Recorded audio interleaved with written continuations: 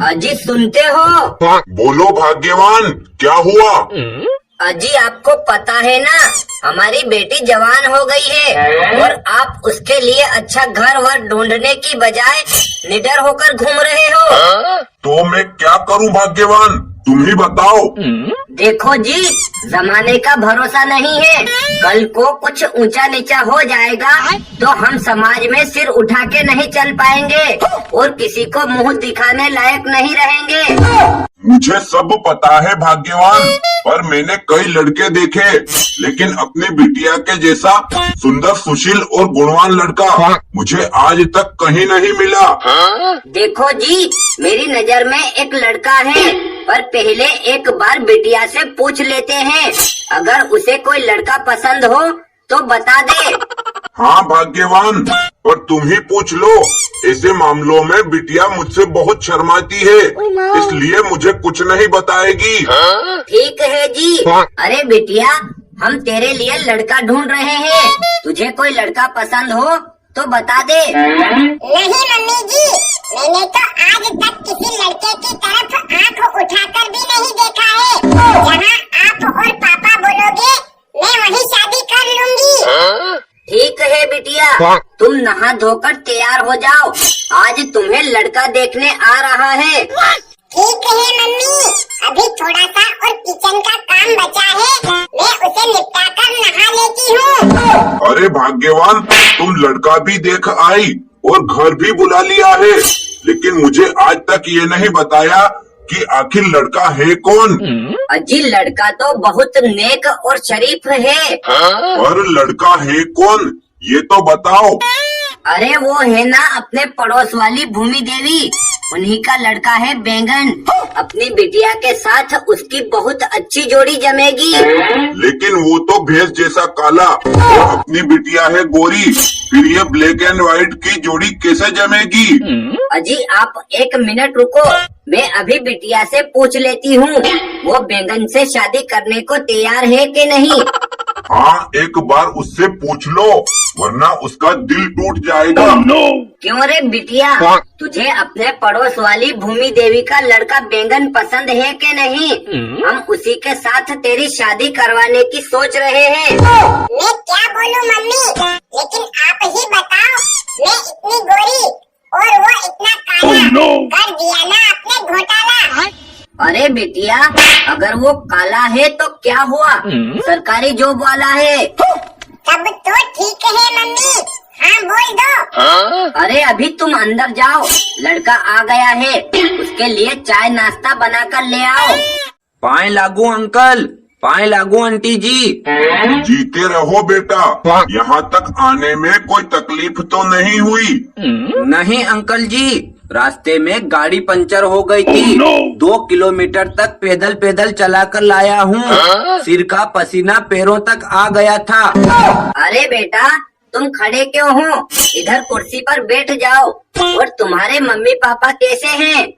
Aunty जी, मेरे mummy papa दोनों बढ़िया हैं और उन्होंने आप दोनों को राम राम भेजा है। हम दोनों की तरफ से भी उनको राम राम। अरे आंटी जी, पिंकी कहीं दिखाई नहीं दे रही। वो कहीं घूमने गई है क्या? नहीं बेटा, वो तुम्हारे लिए अंदर किचन में चाय नाश्ता बना रही है। अरे आंटी जी, अगर आपकी इजाजत हो तो मैं 2 मिनट पिंकी से कुछ बात करना चाहता हूँ। ठीक है बेटा, चले जाओ अंदर किचन में और जो बात करनी हो कर लो, लेकिन ज्यादा देर तक मत रुकना, अभी तुम्हारी शादी नहीं हुई है। अरे पिंकी, ये बताओ तुम कहाँ तक पढ़ी लिखी हो और क्या क्या काम काज कर लेती हो? देखो कालू जी, मैं 12वीं तक पढ़ी लिखी हूँ और घर का सारा काम काज कर लेती हूँ। देखो पिंकी, मैंने भी ग्रेजुएशन किया है और मैं पटवारी की जॉब करता हूँ। तब तो मेरी तरफ से रिश्ता पक्का है, और अगर कभी मैं बीमार हो जाऊँ तो घर का सारा काम तुम्हें ही करना पड़ेगा। ठीक है, मेरी तरफ से भी रिश्ता पक्का है, तुम टेंशन मत लो। अगर कभी बीमार पड़ जाओगी तो मैं खाना बनाना, बर्तन मांजना, तुम्हें नहलाना तुम्हारे कपड़े धोना, यहाँ तक कि तुम्हारी चोटी बांधना, मैं सब काम कर लूँगा। मम्मी, आज मुझे जल्दी मत उठाना। क्यों बेटे, तू 8 बजे तक सोया रहेगा तो मैं सोने दूंगी क्या? इसे तो तू आलसी बन जाएगा। अरे मम्मी, समझा करो ना, मैं कल रात दोस्त की शादी में गया था, इसलिए सारी रात सो नहीं पाया हूँ। तो मैंने थोड़ी बोला था कि तू पूरी रात शादी में मुजरा करना और फिर दिन भर सोते रहना। अच्छा ठीक है, अब सो जा, गुड नाइट। अरे मेरी माँ कितनी अच्छी है, गुड नाइट माँ। बेटा, ए बेटा, अगर सो रहा है तो उठ जा, मैं चाय बना रही हूँ।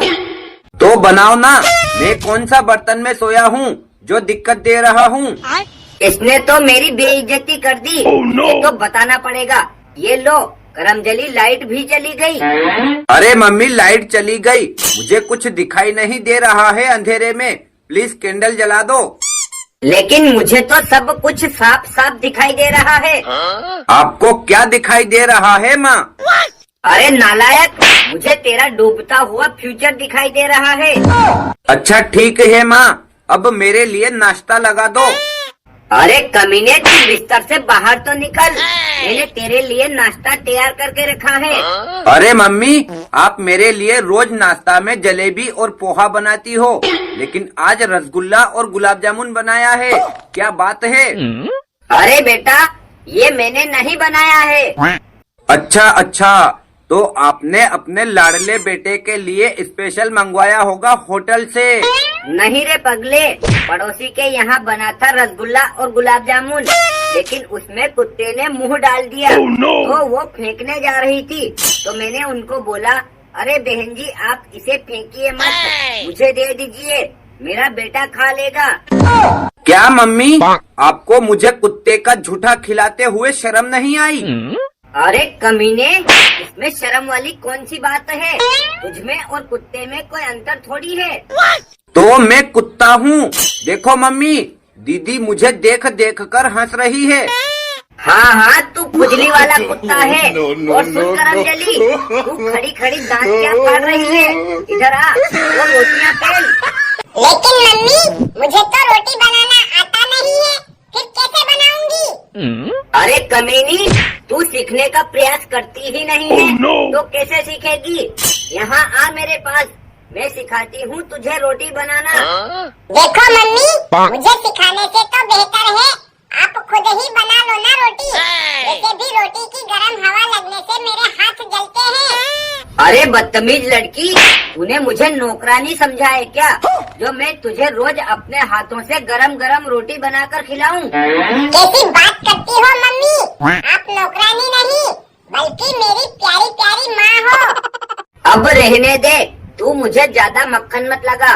और शादी के बाद जब ससुराल में तुझे खाना बनाना नहीं आएगा, तो वो लोग तो मुझे ही कोसेंगे ना कि तेरी माँ ने क्या सिखा के भेजा है। अरे मम्मी, आप टेंशन क्यों लेती हो?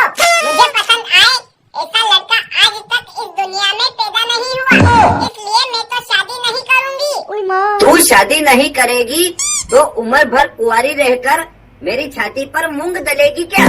अरे नहीं मम्मी, शादी को लेकर तो मेरे कई अरमान हैं और मैं शादी भी करना चाहती हूँ, पर ऐसा कोई लड़का भी तो मिलना चाहिए ना। देख, तू शादी के लिए ज्यादा नखरे मत लगाना और चुपचाप हाँ कर देना, वरना किसी काणे लड़के को पकड़ के उसी के साथ तेरी शादी करवा दूंगी मैं। अरे भाग्यवान, मैं 2 घंटे से देख रहा हूँ, तुम बच्चों से क्यों लड़ी जा रही हो? आइए आइए, आपकी ही कमी रह गई थी। क्यों? मैंने क्या किया जो तुम बच्चों को छोड़कर मुझ पर हमला करने लगी हो? तुम कर भी क्या सकते हो, तुम तो बहुत बड़े निकम्मे आदमी हो। क्यों? मैं कोई काम नहीं करता क्या? हाँ हाँ, आप कोई काम नहीं करते। अगर हिम्मत है तो जाओ मेरी साड़ी और पेटीकोट धो डालो और बर्तनों को मांज कर दिखाओ, तब मानूं। बस इतनी सी बड़ी बात, देखो मैं अभी चुटकियों में करके दिखाता हूँ।